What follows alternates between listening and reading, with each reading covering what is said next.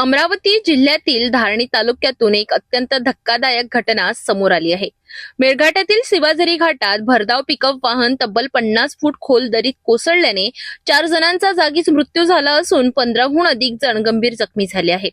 होळीच्या सणापूर्वीच या दुर्दैवी घटनेमुळे संपूर्ण परिसरात शोककळा पसरली आहे। सविस्तर माहितीनुसार मध्य प्रदेशातील देडतलाई येथील साप्ताहिक बाजारातून खरेदी करून परतणाऱ्या कंजोली आणि राणीगाव येथील ग्रामस्थांनी भरलेली पिकअप रविवारी रात्रीच्या सुमारास शिवाझरी घाटात चढाई करत होती। मात्र घाट चढताना अचानक चालकाचा वाहनावरील ताबा सुटला आणि वाहन पुढे जाण्याऐवजी मागे सरकत थेट खोल दरीत कोसळले। वाहनात तब्बल 30 ते 40 प्रवासी असल्याची प्राथमिक माहिती आहे।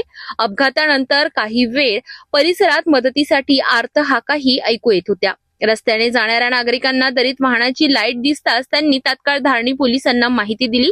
पोलिसांनी तात्काळ घटनास्थळी धाव घेत स्थानिकांच्या मदतीचे बचाव कार्य सुरू केले।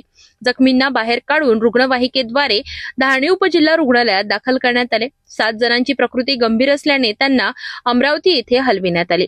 या अपघातात बाबूलाल दहीकर, सीताराम पटेल, किसन तानू धांडे आणि सुकरई विश्राम धांडे यांचा दुर्दैवी मृत्यू झालाय। दरम्यान ही पिकअप केवळ 4 दिवसांपूर्वीच विकण्यात आली होती आणि तिचा विमाही करण्यात आलेला नव्हता, अशी प्राथमिक माहिती समोर आली आहे। या घटनेमुळे होळीच्या सणापूर्वीच मेळघाटात शोककळा पसरली असून कंजोली परिसरात हळहळ व्यक्त केली जात आहे। पोलिसांनी अपघाताचा गुन्हा नोंदवून पुढील तपास सुरू केलाय।